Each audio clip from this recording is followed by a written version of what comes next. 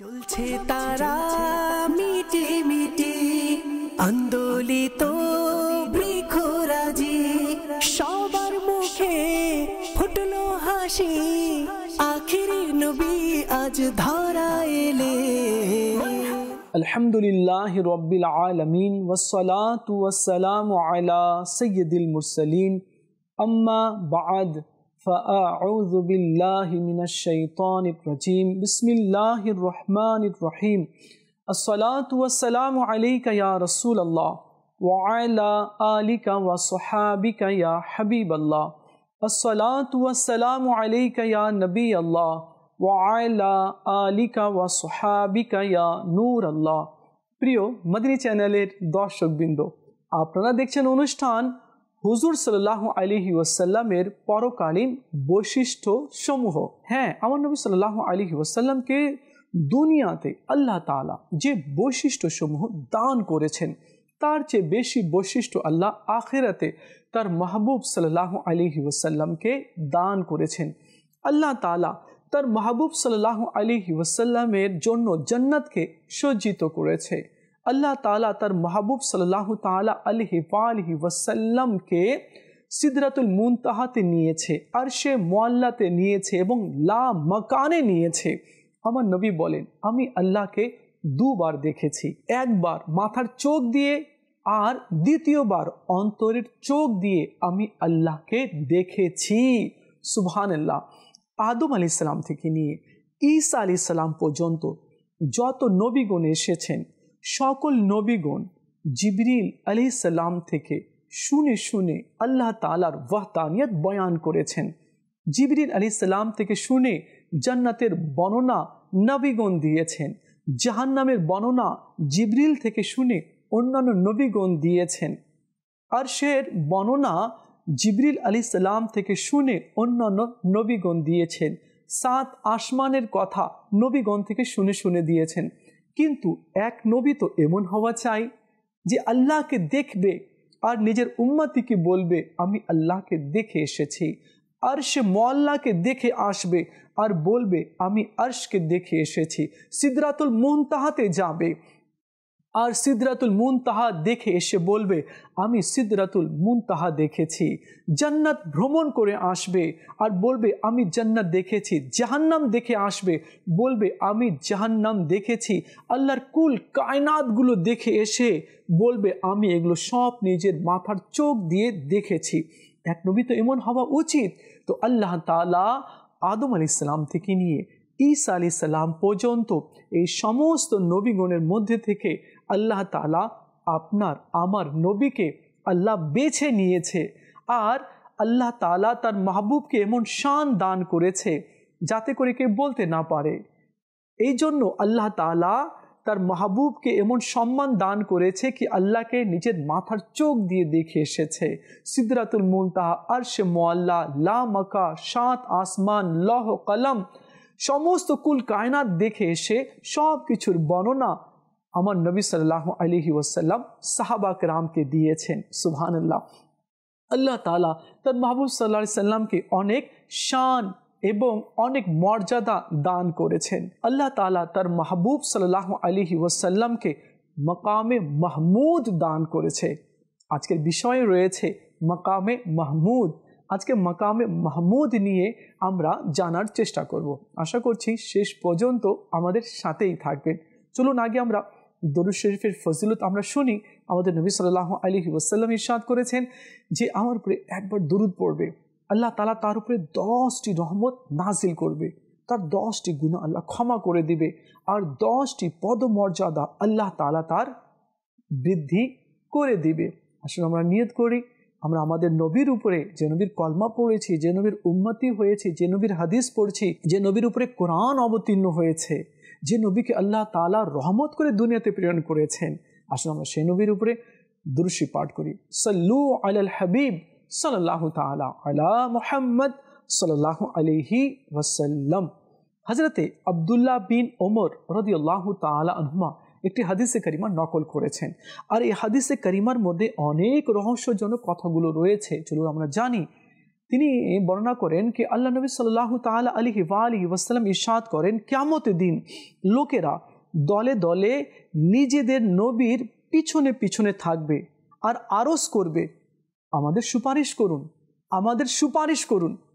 এভাবে বলতে বলতে আমার নবী সাল্লাল্লাহু আলাইহি ওয়াসাল্লামের দরবারে এসে হাজির হবে।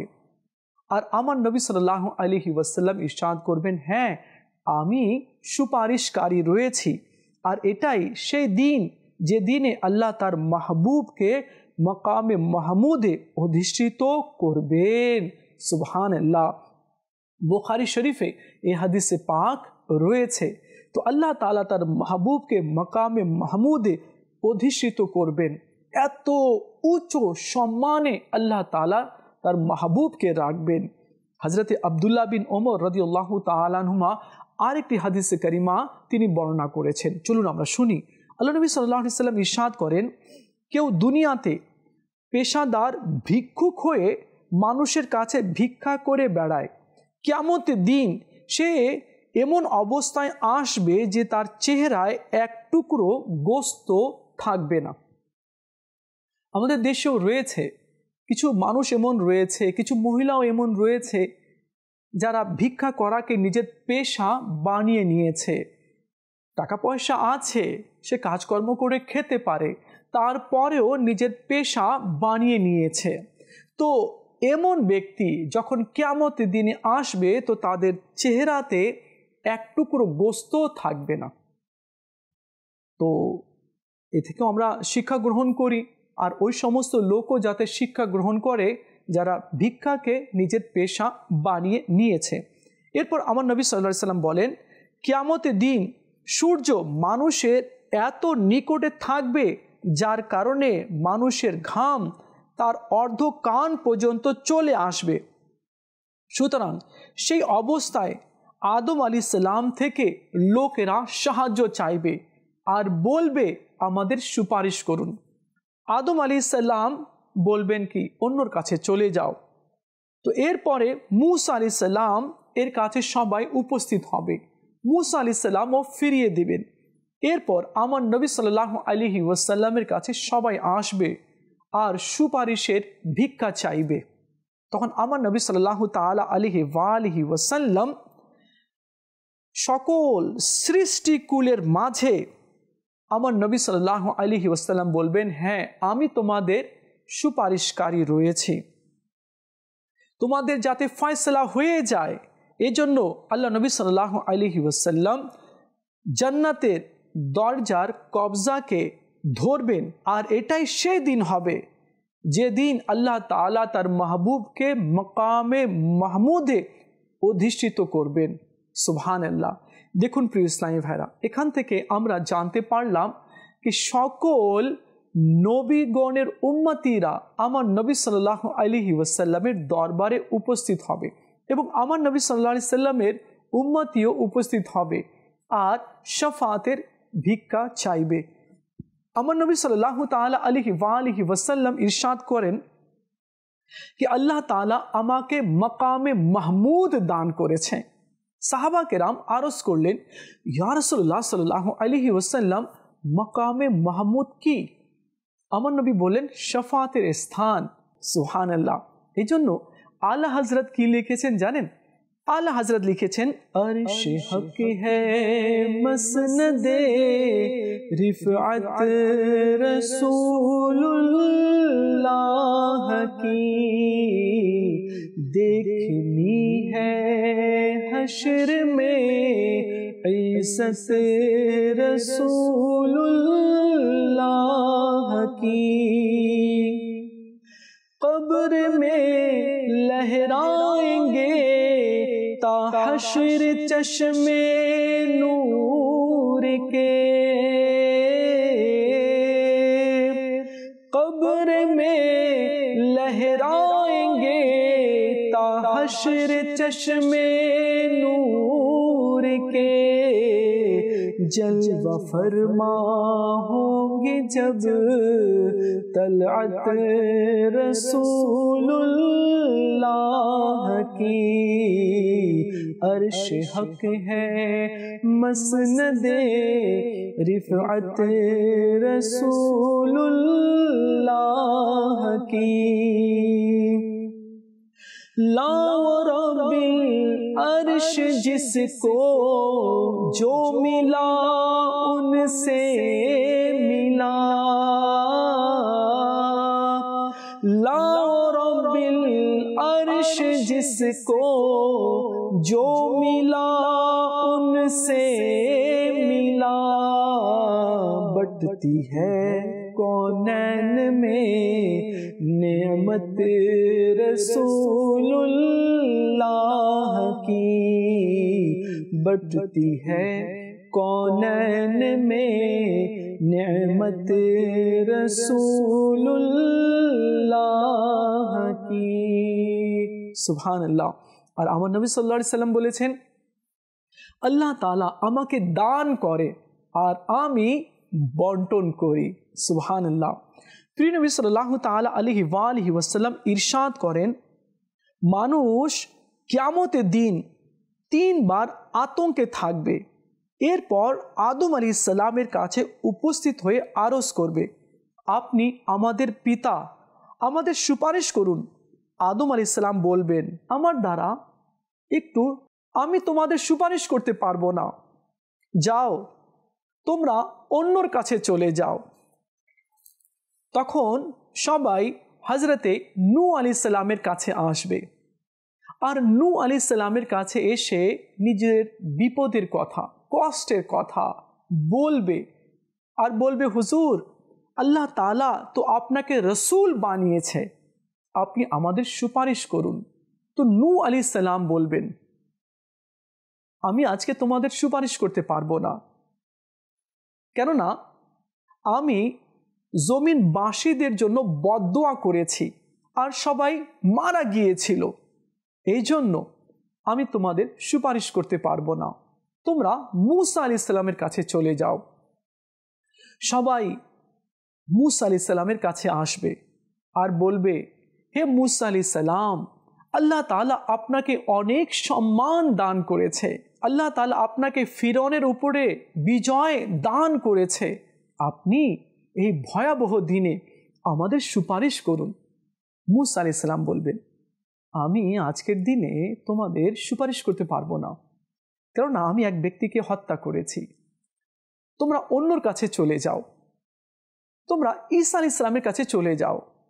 সবাই ক্লান্ত হয়ে কষ্টে একেবারে নিমজ্জিত হয়ে ঈসা আলাইহিস সালামের কাছে আসবে আর বলবে, হে ঈসা আলাইহিস সালাম, আপনি আমাদের সুপারিশ করুন, দেখুন আমরা কত কষ্টে রয়েছি, কত বিপদে রয়েছি।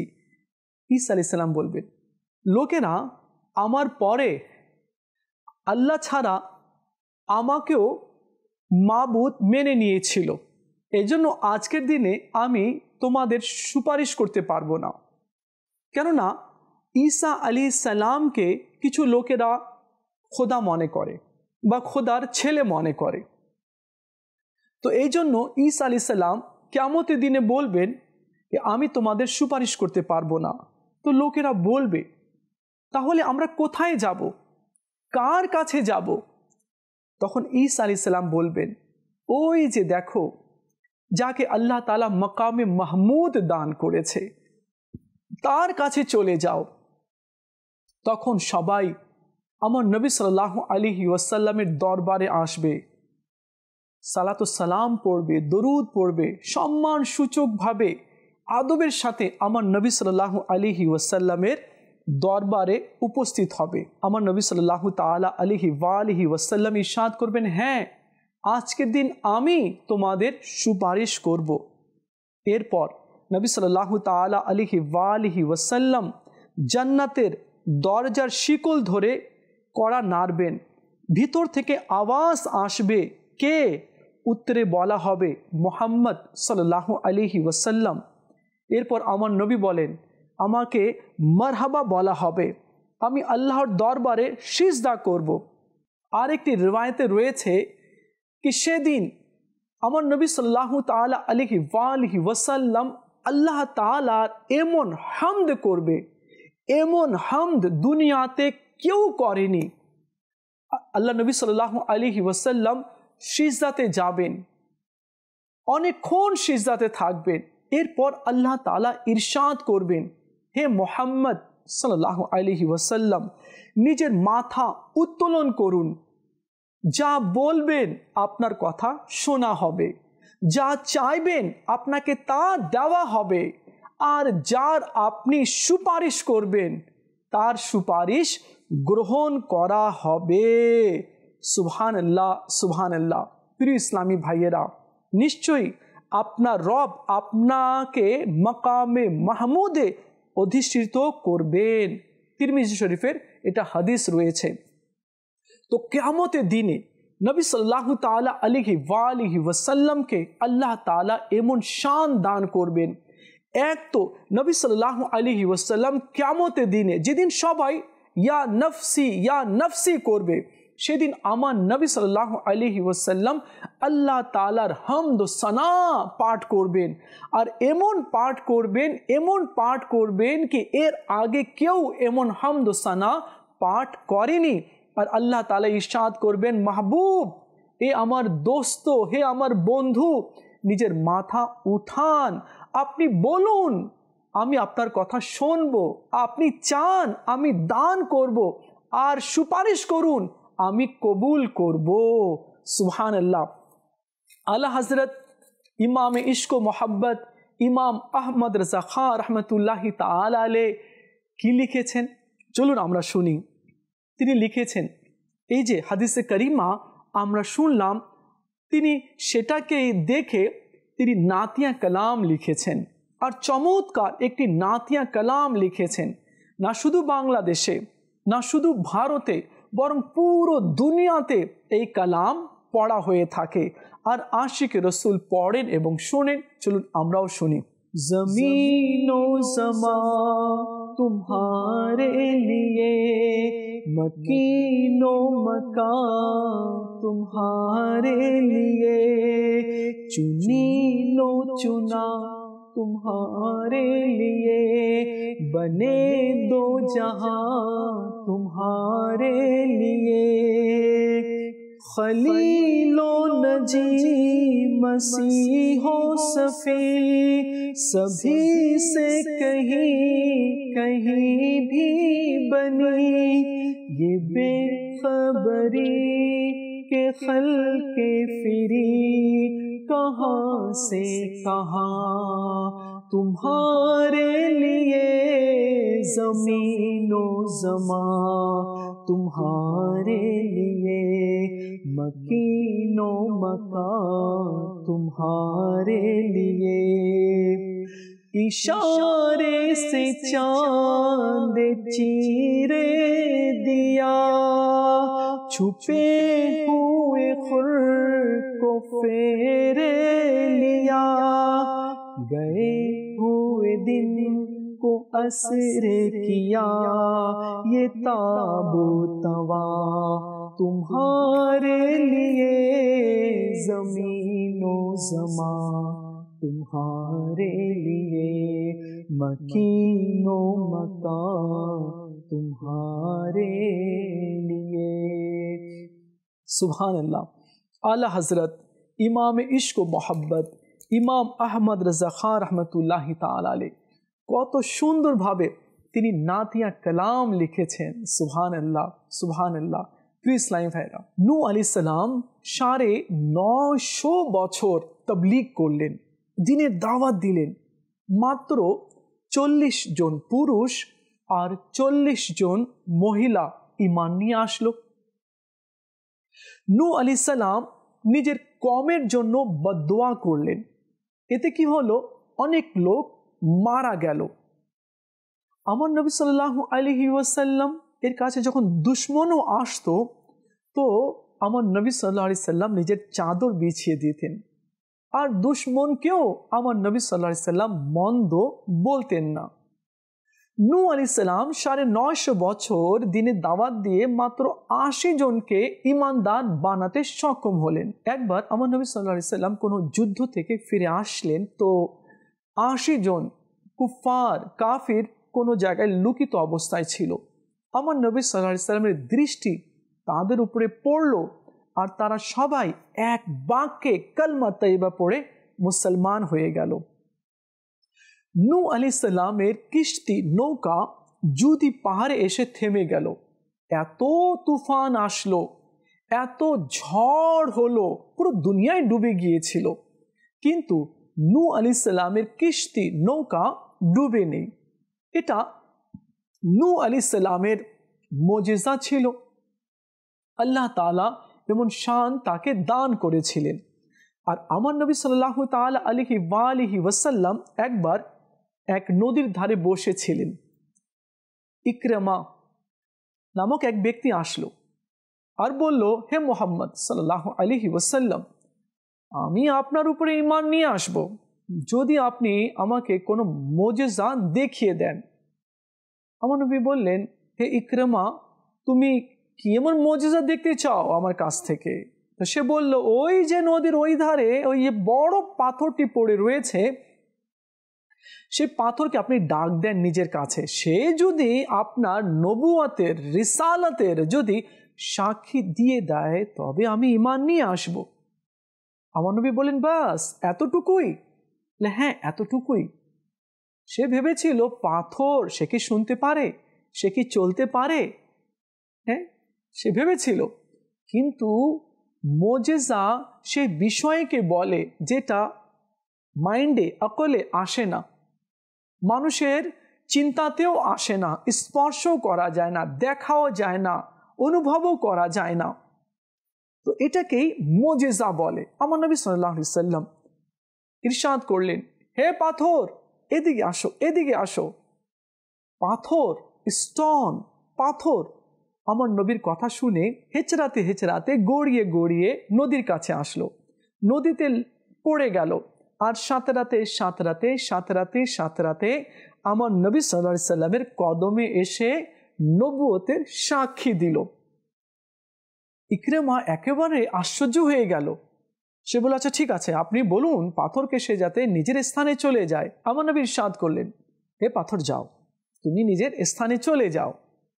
এ তো শুধু দেখতে চেয়েছিল, জানতে চেয়েছিল যে আমি কোনো মুজিজা দেখাতে পারি কি না, তো তাই তোমাকে আমি ডেকেছি, যাও তুমি চলে যাও নিজের স্থানে। আবার পাথরটি গোড়াতে গোড়াতে নদীতে পড়লো আর সাঁতরিয়ে নিজের স্থানে গিয়ে আবার বসে গেল। এই মুজিজা দেখে ইকরামা আমার নবী সাল্লাল্লাহু আলাইহি সাল্লামের কলমা পড়ে মুসলমান হয়ে গেল। তো নৌকা তো পানির উপরেই ভাসে, কিন্তু নূহ আলাইহিস সালামের জন্য যেটা ভাসানো হয়েছিল এটাও অনেক বড় একটা মুজিজা ছিল, আর এটা নূহ আলাইহিস সালামের শান ছিল। আমার নবী সাল্লাল্লাহু আলাইহি সাল্লামকে এমন মুজিজা দান করেছেন আল্লাহ তাআলা কে পাথরের উপরে কর্তৃত্ব রয়েছে, কি পাথরকেও ডাক দিলেন, পাথর চলে আসলো। তো নবী সাল্লাল্লাহু তাআলা আলাইহি ওয়াসাল্লাম কে আল্লাহ তাআলা মাকামে মাহমুদ দান করেছেন। মাকামে মাহমুদ হচ্ছে শাফাতের স্থান, আর শাফাতের দরজা সর্বপ্রথম আমার নবী সাল্লাল্লাহু আলাইহি ওয়াসাল্লাম খুলবেন। আল্লাহ আমাদের সবাইকে বোঝার তৌফিক দান করুক। দেখুন, আমরা উম্মতি কিন্তু নবীর শান জানি না, আমরা নবীর উম্মতি কিন্তু কোরআন পড়তে জানি না, আমরা নবীর উম্মতি কিন্তু হাদিস আমরা পড়ি না। আমাদেরকে বেশি পরিমাণে সালাম পড়তে হবে। আল্লাহ আমাদের সবাইকে বোঝার তৌফিক দান করুক, আর আল্লাহ তাআলা আমাদের সবাইকে প্রিয় মাহবুব সাল্লাল্লাহু আলাইহি ওয়াসাল্লামের শাফাআত দ্বারা ধন্য করে দিক। আমিন। দেখা হবে আগামী পর্বে, আর একটি বিষয় নিয়ে আলোচনা করব। ততক্ষণ ভালো থাকবেন আর মদিনী চ্যানেলের সঙ্গেই থাকবেন। সাল্লু আলাল হাবিব সাল্লাল্লাহু তাআলা আলা মুহাম্মদ সাল্লাল্লাহু আলাইহি ওয়াসাল্লাম। চলছে তারা মিটি মিটি আন্দোলিত বৃক্ষরাজি, সবার মুখে ফুটলো হাসি, আখিরি নবী আজ ধরা এলে।